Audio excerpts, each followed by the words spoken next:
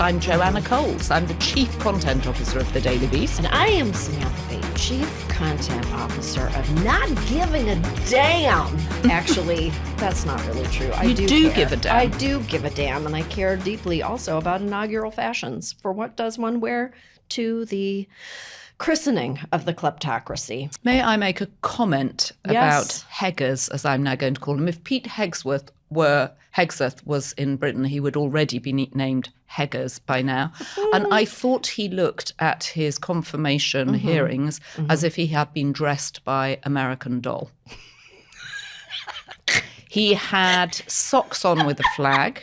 He was in red, white, and blue. He had a pocket chief sticking out of his pocket, and he looked like a souvenir. He literally looked like an American souvenir. He looked like a Christmas ornament. In fact, we should actually create some for this time next year. I'm probably the only person in America who bought the American Boy doll for my son. Well, and now we have a live American Boy doll. The hair is the same. My son never even I was like, "It's Todd. It's for you." And he has his own drum kit. And my son was like, "I don't understand you." He has his own drum kit. Yep. And he's now got his own 3 million workforce, and he's got a, whatever it is, $850 billion budget, which I'm sure he'll enjoy spending. As you can see, if you're watching this on YouTube, my body position says, I'm just watching the Hindenburg slowly make its way down to the earth. So I'm just going to sit back in my red, white, and blue. And you're looking very patriotic. Between the two of us, we're demonstrating a different kind of patriotism. You've got your red glasses on. I've got my red sweater on. The Daily Beast podcast brought to you by American Girl dolls. We have a lot to discuss, but we should also say that we are still very much thinking about people in LA who are going through these awful fires, which seem to have picked up in the last couple of days after dying down. Yes, it's so scary. I can't even, it's actually, of course, we both know a lot of people who are in Los Angeles with varying degrees of, packed and ready to evacuate, to people whose homes have fully burned down. I mean, it runs a gamut. It's such a massive, and it's unfathomable to me at this point. And I can't believe the number of people who are willingly spreading disinformation about it. And well, it's heartbreaking. I mean, I have a friend who was evacuated, got an Airbnb. By the time he got to his Airbnb, the price had been upped on the Airbnb, and his neighbor called to say, by the way, there are looters in your house. So he had to drive back to his house, whereupon he discovered looters had gone through the place, ransacked it, taken his wife's jewelry, their laptops, all their computing equipment. And so sort of trauma upon trauma, and just the paperwork of dealing with insurers for that stuff. Absolutely a nightmare. Yeah, my husband's manager has lost his whole home. You can't even reach anyone at an insurance company. It's just months and months and months and years of recovery. And it really, it's an ongoing story. So it's difficult to even talk about. It's weird to even talk about anything in the past tense when winds are whipping up today. So anyway, we're just thinking about it constantly and thinking about ways to help. So I know on my Substack, I'm about to list out some ways that people can individually reach out to. I really love those kind of like direct action charitable organizations in particular. So anyway. Yep. On the Beast, we have some resources for people and also to reach out. I've been packing up lightly worn sweaters and sending them to people because it's still cold in the evenings there. And people have got literally no clothes, although I know big centers have been set up and companies are being generous, helping people, but it feels good to be able to actually help people directly. Yeah. Where to even begin? I don't know.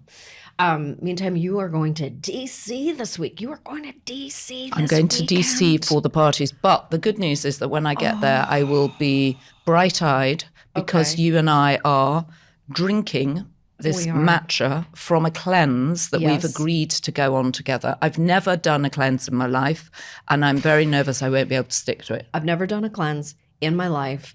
And I've already probably broken the cleanse. I brought an apple today. I don't think my apple is permitted, but I'm just not sure I can do it. I've never done one before, but I'm happy to go on this journey. It's a learning journey. Well, and you told me you'd started the day with a big cheesy omelette. Well, I added the cheese, but you said you'd had a big omelette You know to what? start You were with. correct to assume that it was a cheesy omelet, but it was goat cheese, which is kind of a different. Yeah, goat's cheese isn't really cheese. It's not really cheese. But it's the cleansers by Chroma, and I just want to, first of all, I met the founder of it, who started it at one of my women's power retreats. Power spa retreat. And she was very compelling about it because she started the company, as so many women do, as a last resort because she had a child that had real allergy issues with foods and she wanted nourishing foods for them. So she started making all these broths and things.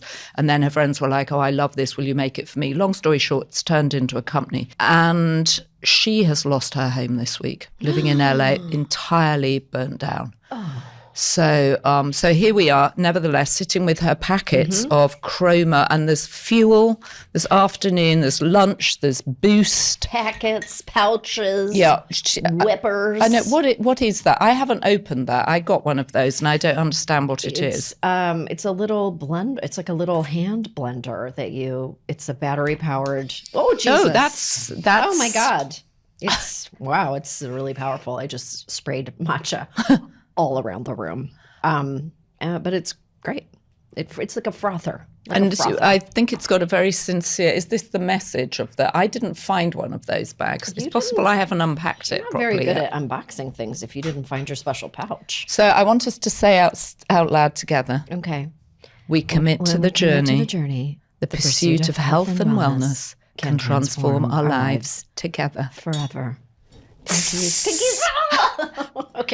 Okay, next week we're going to see if we've lost weight, if we feel fabulous, if we're boosted, our energy. I feel fabulous. I don't care about the weight part. I just like to feel clear. I like to feel bright-eyed and bushy-tailed. I love myself. I love myself when I'm bright-eyed and bushy-tailed. And no brain fog. No. I'm very interested to try extra supplements because I'm not a big believer in supplements. I feel like if you have a good diet, you're just being sold to it. And it makes me nervous that actually the supplement industry is completely unregulated. Completely unregulated. I really don't take any. If I ever feel like I should take a supplement, I just I peel an orange and then I eat it. Oh, that's very good. As long as the orange hasn't been sitting around for 12 days in the supermarket under very bright light. I mean, it's a Terry's chocolate orange. It's not a real orange, Joanna.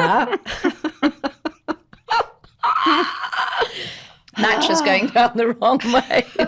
That's my kind of fruit, Terry's chocolate orange. Excellent. I think they're doing a Terry's chocolate lemon as well, aren't they? What? Terry's has been slow to understand what they're sitting on with that chocolate orange because when you hit it on the table and it comes out like that, it's a beautiful thing. It's a beautiful But blossom. we are, interesting segue, interviewing Don Lemon later. We are. Oh my goodness. I'm going to ask him if when he cries, he calls his tears lemon drops.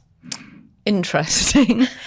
And I'm going to ask him if he's had a conversation with Terry's about doing a chocolate lemon. Oh my God. Because his followers are called the Lemonheads, unlike the Cheeseheads Lemonheads. in Okay. Wisconsin. I'm excited. I once wore one of those cheesehead things. Very strange. So did I.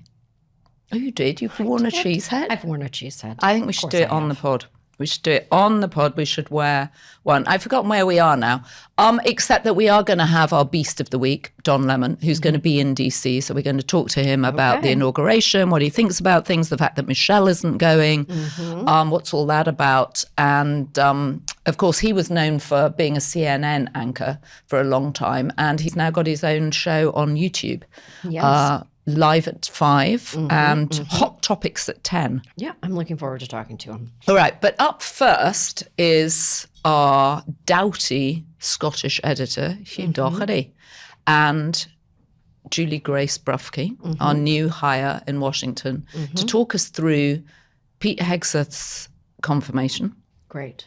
And another story that we have at The Beast, which is actually pretty exciting, we have been working on for some time, and we are going to tease it here on the podcast. This is spicy. It's very spicy. This is it's a very spicy spicy, and it unfortunately sheds some doubt on one of Trump's people.